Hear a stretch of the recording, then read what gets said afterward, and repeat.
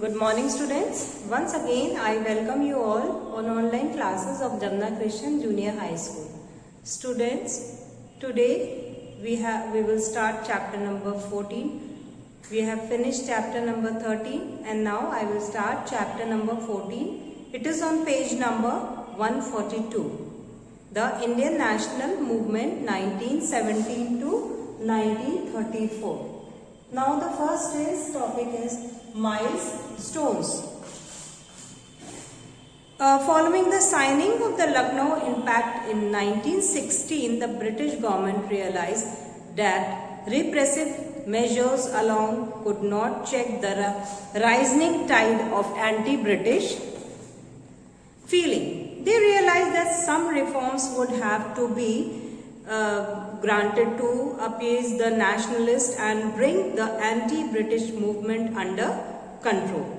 The British government therefore passed the Government of India Act in 1919 or Montagu-Chelmsford reforms. This act provided for dual government. In the provinces, severely restricted the right vote. Enlarged the provincial legislative councils, the Governor General remain answerable to the Secretariat or state.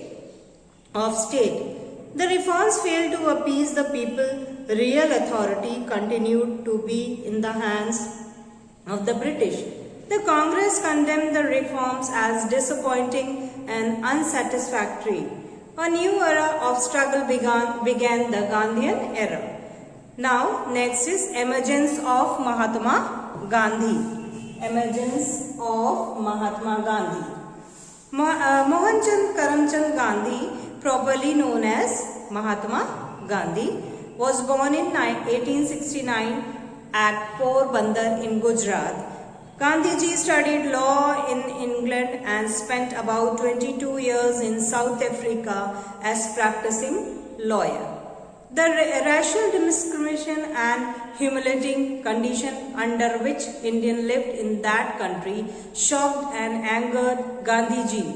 He became the leader of a struggle against radical injustice in South Africa. During the struggle, he involved a technique known as Satyagraha, which was later applied to the Indian national movement. Next is Gandhian method. Satyagraha is a combination of two Sanskrit words. Satya means truth and Graha means eagerness. Satyagraha is based on the twin principles of truth and non-violence. Truth and non-violence. A Satyagraha was one who firmly believed in truth and non-violence and would resist evil of all cost. A Satyagraha was peaceful, fearless and strong. She would hate evil but not the evil doer. In the fight of justice and truth, the Satyagrahi would willingly accept suffering and be ready to make sacrifice. The suffering and patience of Satyagraha was accepted to bring about a change of heart in the enemy. The idea behind Satyagraha was not to destroy the enemy, but to transform and enlighten him. Gandhiji insisted on non-violent method of struggle. He believed that non-violence was the weapon of the strong and could effectively used to resist army attacked by the enemy. A Satyagrahi was accepted to follow peaceful method even under extreme provocation. Non-violent method of struggle in India consisted of non-cooperation with the British government. This included peaceful demonstration, defense of unjust British laws, boycott of British goods, institutions and services, the use of chakra and khadi to promote self-reliance and the Swadeshi spirit. Non-payment of the oppressive taxes.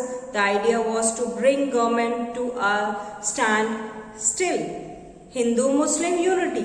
Gandhiji was a devoted Hindu and a passionate believer in the equality of all religions. He wrote Indian culture in neither Hindu, Islamic, nor any other.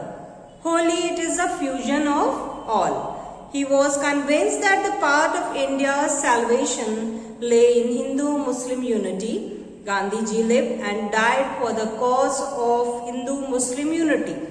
Mass movement. Gandhiji has immense faith in the capacity of the common people to struggle against oppression. Under the leadership, the Indian national movement was transformed into a mass movement. Social justice. Gandhiji was a great believer in social justice. He championed the cause of the poor and downtrodden, the women, and improvement of the condition of the low caste, untouchable, whom he called Harijans, either children of God. He worked tirelessly to remove prejudice and change the mindset of the people. He believed that political freedom was meaningless without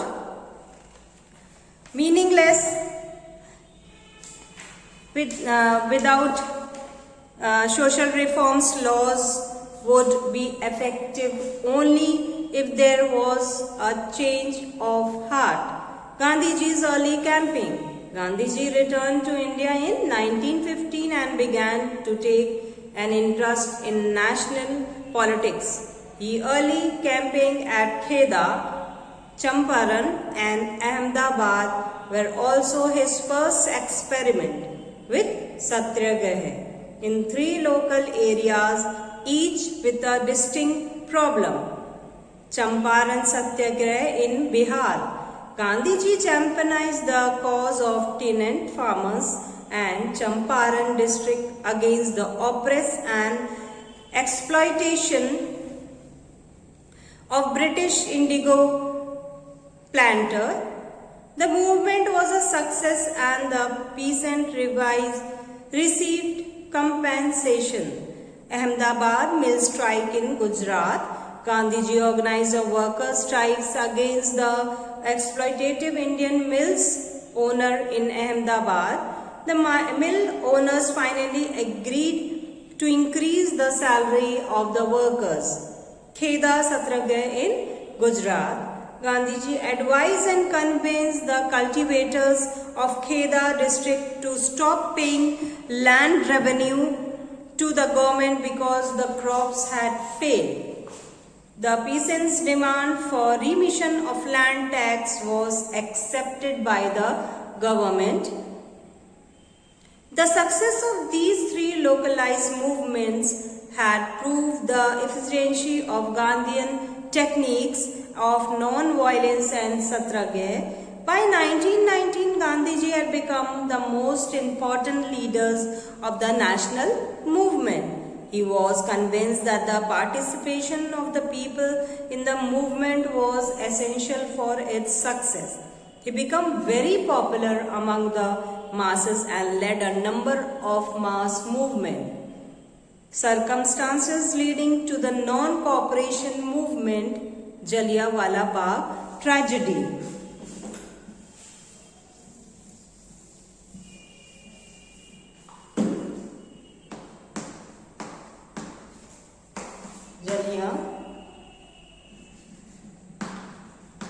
Jallianwala Bagh tragedy in 1919. Jallianwala Bagh tragedy in 1919, the British government adopted the policies of repression to crush the anti-British movement against the Rowlatt Act, passed by the government in 1919. This act was gross violence of the basic rights of liberty, justice of every Indian. In some places, particularly in Punjab, the Hurtals led the violence. 2 popular nationalist leaders were arrested in Amritsar to protest against the arrest of their leaders, a public meeting was held on 13th April 1919 in enclosed space known as Jallianwala Bagh. The people was unnamed and peaceful.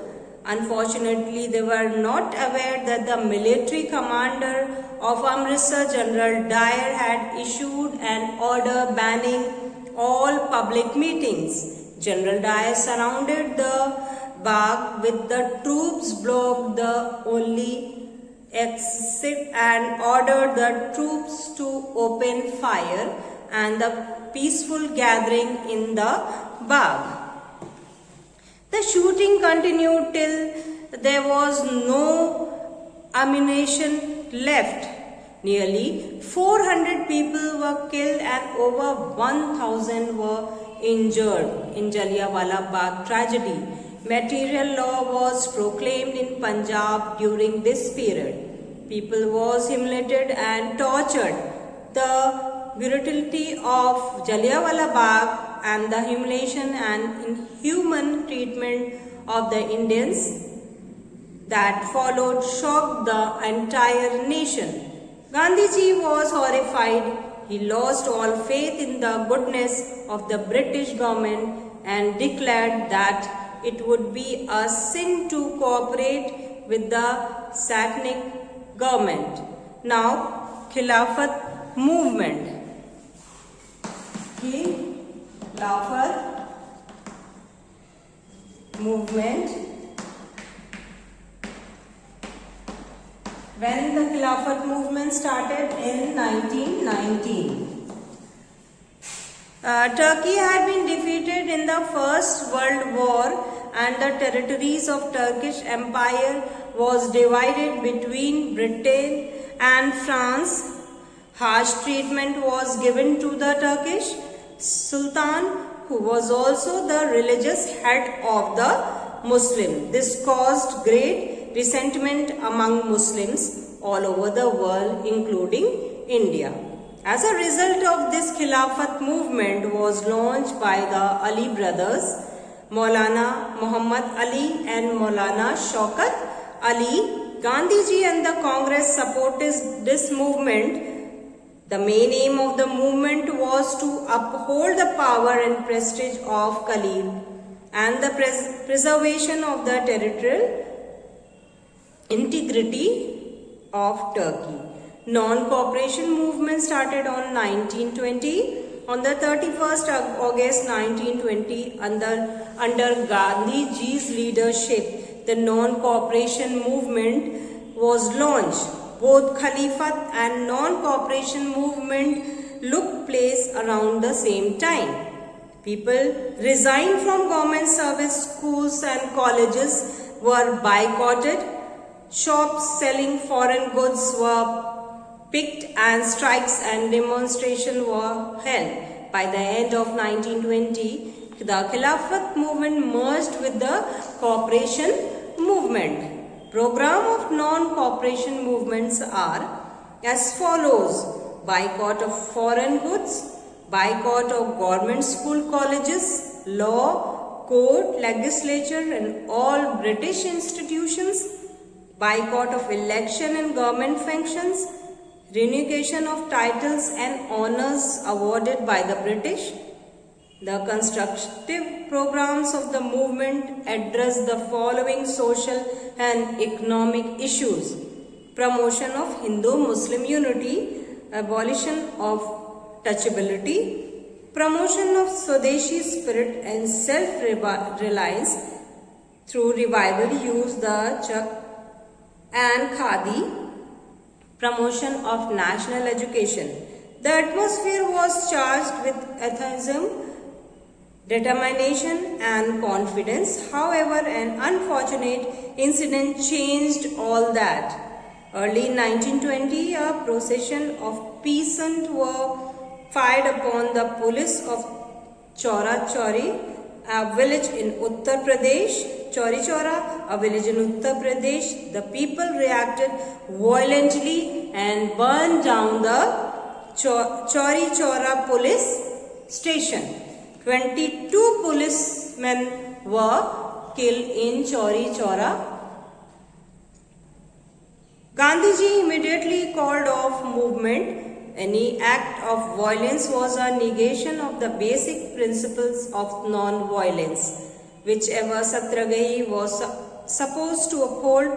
Gandhiji was uncompromising in his refusal to forgive even a single act of violence. The non-cooperation movement had ended in failure, by the national spirit has been strengthened. Gandhiji withdrew from active politics and devoted himself to task of social reforms. Next topic is Lahore.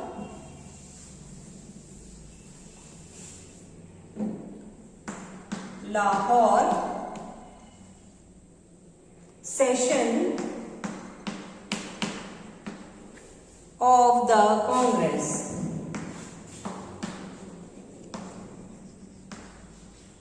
Lahore session of the Congress in 1925. It started on 1929. In December 1929, the Indian National Congress met in Lahore under the youthful and dynamic leadership of Jawaharlal Nehru. The Congress passed a resolution declaring Purna Swaraj or complete independence. At its goal on 26 January 1930 was declared as Independence Day. The Congress also resolved to launch the civil disobedience movement under the leadership of Gandhiji. On 26 January 1930, Independence Day was celebrated all over the country. The newly adopted Indian tricolor was unfurled and people summoned took the pledge of freedom on 26 January was celebrated as Independence Day every year till India finally became free in 1947. From 1950 onwards, 26 January has been celebrated as Republic Day. Civil disobedience movement on 1932-34. The civil disobedience movement was a form of non-cooperation involving the breaking of government laws. Its objective was to defy the British government and pressurize it to give into demands of nationalists. The civil disobedience movement was launched by Gandhiji in March 1930 with the Salt Satyagraha. Gandhiji decided to start with the breaking of the unjust salt law because it affected everybody in the country. Every Indian has to pay the salt tax. Indians could not manufacture salt because it was government monopoly. The Salt Satyagraha began with the historic Dandi March.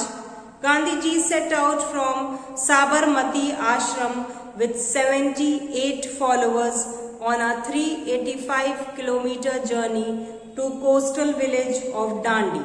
Thousands of people joined him on the way. Under his arrival in Dandi, he picked up a handful of salt from the beach. The act symbolized defiance of salt law. It was a sign for every Indian to violate the salt law. Throughout India, people began to manufacture salt and sell it openly. The movement spread rapidly. Civil disobedience extended to violation of other laws and refusal to pay taxes. It included boycott of foreign goods, heritage demonstration and picketing of shops selling foreign goods. An important feature of this movement was the active participation of a large number of women. Sarojini Naidu was one of the leaders of this movement. The government suppressed the movement with forcefully and brutality. Gandhiji, Nehru and all other important leaders were arrested. Hundreds of people were injured or killed in that lathi charge. police firing, over 90,000 people were imprisoned. The political activity in India became very intense after 1937. Leaders of the national movement had made it clearly to British that the days in India were numbered. The British passed a number of acts and sent mission to appease the Indian, but in vain. So students, chapter number 14 ends here. I will tell you some values and skills. In today's world of violence and conflict, non-violence is more prevalent than ever before.